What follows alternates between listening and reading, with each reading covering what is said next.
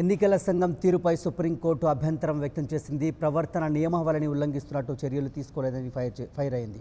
ఈసీకి అధికారాలు తక్కువగా ఉండడంపై అసంతృప్తిని వ్యక్తం చేసింది. రేపు కోర్టు ముందు హాజరు కావాలని ఈసీని ఆదేశించింది. ఈ సందర్భంగా మాయావతి, యోగి వ్యాఖ్యలను ప్రస్తావించిన ధర్మాసనం ఈ విధంగా వ్యాఖ్యానించింది.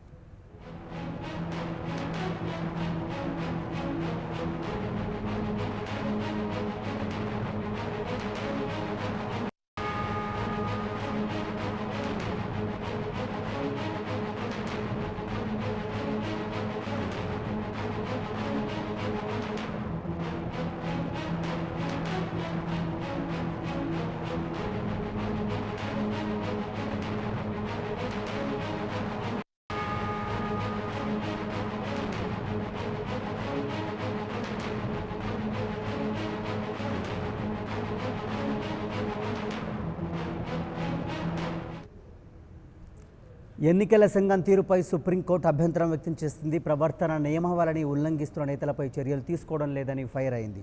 ఈసీకి అధికారులు తక్కువగా ఉండడంపై అసంతృప్తిని వ్యక్తం చేసింది. రేపు కోర్టు ముందు హాజరు కావాలని ఈసీకి ఆదేశించింది.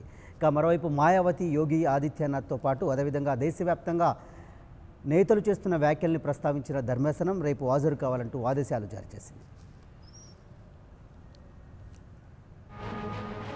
రైట్, ఇక దీనిపై రామకృష్ణ మరింత సమాచారం అందిస్తారు. రామకృష్ణ, మనం చూస్తున్నాం ఈసీకి సంబంధించి పెద్ద ఎత్తున ఆరోపణలు వినిపిస్తున్నాయి. ఇటీవల ఎన్నికల సందర్భంగా ఈసీ తీసుకుంటున్న చర్యలు బాగాలేవన్నది సుప్రీంకోర్టు కూడా వ్యాఖ్యానించింది.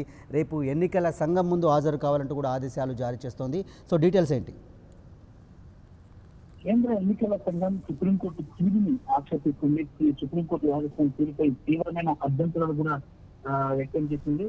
మరి ముఖ్యంగా చూసుకున్నట్టుగైతే ఇటీవల కాలంలో ఆంధ్రప్రదేశ్ లో జరిగిన ఎన్నికలు విషయంలో ఈసీ వ్యవహరించిన తీరు, అలాగే అధికారులను ట్రాన్స్ఫర్ చేసే విషయంలో కొంత గందరగోళ పరిస్థితి నెలకొవడం, ఈసీ ఇష్టానుసారంగా రాష్ట్ర ప్రభుత్వానికి ముందుగా ఇన్ఫార్మ్ చేయకుండానే ఏకపక్షంగా నిర్ణయాలు తీసుకోవడం చేసింది. ఈ నేపథ్యంలో సర్వోన్నత న్యాయస్థానాన్ని రాష్ట్ర ప్రభుత్వం కూడా సర్వోన్నత న్యాయస్థానాన్ని అప్రోచ్ అయింది. అప్రోచ్ అయిన నేపథ్యంలో ఇక ఈ విషయంపై దేశవ్యాప్తంగా కూడా, ఆంధ్రప్రదేశ్ అనే కాదు దేశవ్యాప్తంగా కూడా చాలా చోట్ల అనేక కంప్లైంట్స్ ఈసీ మీద వచ్చాయి.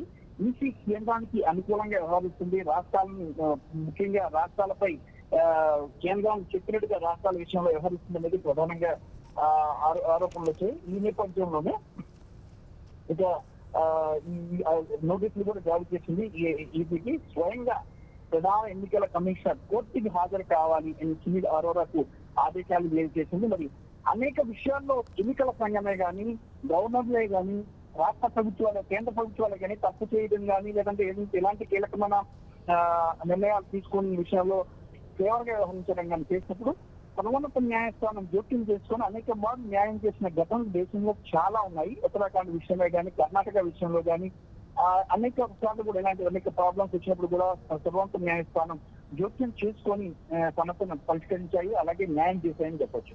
అదేవిధంగా నిన్న చంద్రబాబు నాయుడు, ఆంధ్రప్రదేశ్ ముఖ్యమంత్రి చంద్రబాబు నాయుడు ఈసీని కలవటం, అలాగే కంప్లైంట్ చేయడం జరిగింది. మరి ఈ నేపథ్యంలో ఇంకా అక్కడ కూడా ఆ విషయాన్ని కూడా పరిగణలోకి తీసుకుంది ఈసీ. ఈ నేపథ్యంలోనే ఇది కేంద్రానికి ఈ ఎలక్షన్ కమిషన్ కూడా నోటీసులు జారీ చేసింది.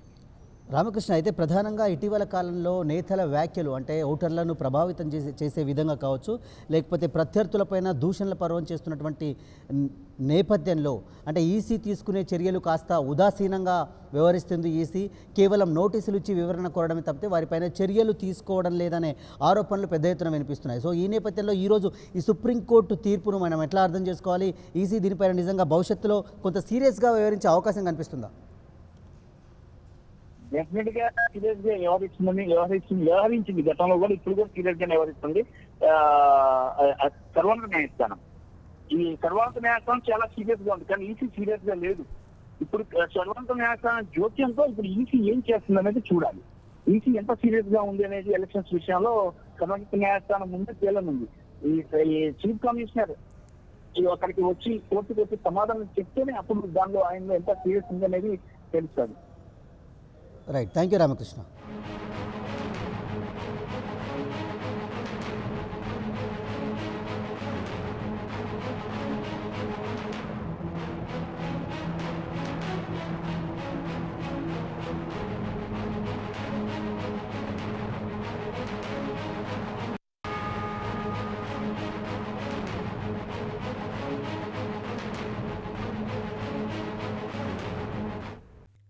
For more updates, please subscribe 99 TV Telugu.